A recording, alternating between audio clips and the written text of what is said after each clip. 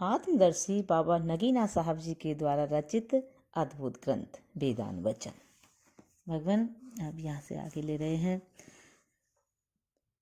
परंतु प्राण रूप आग इस शरीर में जागती रहती है, अपने अपने काम से निवृत्त नहीं होती, वरन अपान रूप अग्नि घर की अग्नि की भांति है, और व्यान रूपी अग्नि उस अग्नि के समान है जिस पर होम की वस्तुएं पकाई जाती हैं, और प्राण रूपी अग्नि होम की अग्नि समान है जो घर की अग्नि से होम के लिए अलग निकाल ली जाती है। और श्वासों का आना जाना मानो दो आहुतियां हैं।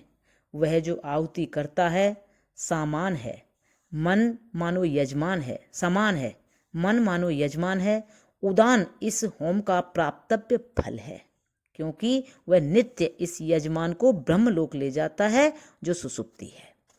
उस समय यह देव स्वप्न में अपनी महानता और तेज को देखता है, वरन जो देखा या नहीं देखा उसे देखता है, जो सुना या नहीं सुना उसे सुनता है। देश और दिशाएं जो जानी या नहीं जानी उन्हें जानता है। क्या देखी क्या अनदेखी, क्या सुनी क्या अनसुनी, क्या जानी क्या अनजानी, सब देखता है और सब हुआ देखता है। पर जब यह उदान की कृपा से सुसुप्ति में जाता है, जहां न कुछ स्वप्न देखता है न कुछ जानता है, उस समय अपने आप के खास आराम में जो इसका परमानंद है मिल जाता है, और यही उसका परम ब्रह्मलोक है। उस वक्त जैसे चिड़िया अपने बसेरे के समय एक वृक्ष में एकत्रित होकर सो जाती है, उसी तरह वे सब परमात्मा में निमग्न व लीन हो जाते हैं। क्या पृथ्वी की मात्रा, क्या पानी की मात्रा, क्या अग्नि की मात्रा, क्या वायु की मात्रा, क्या आकाश की मात्रा, क्या दृष्टि क्या दृष्टव्य, क्या स्रोत क्या श्रोतव्य, क्या सूंघना और क्या सूंघ, क्या चखना क्या चाख, क्या स्वाद लेना क्या स्वाद, क्या छूना क्या छूत, क्या वाणी क्या अर्थ, क्या पकड़ना क्या पकड़, क्या त्याग क्या ग्रहण, क्या गगन क्या गति, क्या मन क्या सोच, क्या बुद्धि क्या बुद्धिमत्ता, क्या स्मरण क्या स्मृति, क्या अहंकार क्या अहंता, क्या प्राण क्या जीवन, सब परमात्मा में लीन हो जाते हैं। उस समय यह निश्चय होता है कि वह वादानुवाद व तर्क वितर्क से रहित अर्थात निर्विकार व निर्यव समस्त गुणों से परे है। देखता नहीं किंतु दृष्टि स्वरूप है, सुनता नहीं किंतु श्रवण स्वरूप है, सूंघता नहीं किंतु पाण स्वरूप है।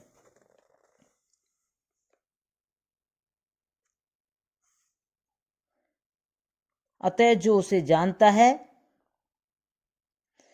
जो कि बिना छाया शरीर और रंग के है, वही सर्वज्ञ और वही सर्वरूप होता है। इस प्रकार के वैदिक प्रमाण से सिद्ध होता है कि स्वप्न अवस्था ठीक देवलोक का आविर्भाव है, और सुसुप्ति अवस्था ठीक ब्रह्मलोक की असलियत व अवस्था है, और उदान प्राण नित्य इसको देवलोक और ब्रह्मलोक में ले जाता है। परंतु वह चूंकि अपने कर्मों की कैद में बंद है, फिर जागृत अवस्था में आ जाता और दुख सुख पाता है।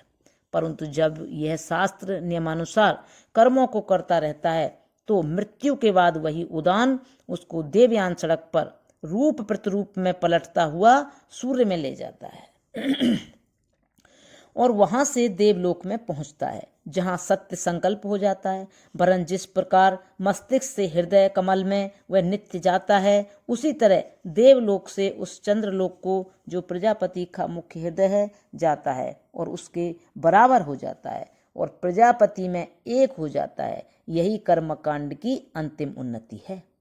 जब वह इस लोक में प्रविष्ट होकर पुण्य लोक में पहुंचता है, तो यही उदान प्राण उसी तरह उस मन के अधीन होता है जिस तरह की कर्मेंद्रियां यहाँ उसके बस में हैं। और यह स्पष्ट है कि जिस प्रकार मन संकल्प करता है, उसी तरह कर्मेंद्रियां काम करती हैं। पुण्य लोक में जब ये पंच प्राण मन के अधीन हो जाते हैं, फिर जो हम चाहते हैं करते हैं। जब हम चाहें कि हम बाग बगीचा देखें, तो उसी समय उदान प्राण बाग बगीचा एक आंख की झपक में तैयार कर देता है। जब हम उत्तम भोजन, उत्तम वस्त्र, उत्तम सवारियां मांगे, संकल्प से सब उपस्थित हो जाती हैं। यही धूलोक के सिंहासन की संपत्ति यानी विरासत है, और इसी को वेदवेत्ता ब्राह्मण सुषुप्ति बोलते हैं। यह न समझ लेना चाहिए कि यह छोटा सा मन क्यों कर प्रजापति के मन से तद्रूप हो जाता है, बल्कि यह जान लेना चाहिए कि यद्यपि यह मन अपने कर्मों के बंधन से छोटे से पिंड में कैद हुआ छोटा सा मालूम होता है, परंतु वह योग्यता रखता है कि प्रत्येक के तद्रूप हो जाता है। देखो, जब यह योनियां बदलता चींटी या मच्छर की योनि में कैद होता है तो चींटी या मच्छर के समान हो जाता है, और जब यह हाथी या सिंह की योनियों में जाता है हाथी और सिंह के समान हो जाता है और उन्हीं की शक्ति के काम करता है। जब यह देवता और ध्युलोक निवासियों की योनि में जाता है तो उन्हीं के तद्रूप हो जाता है और उन्हीं के काम करता है।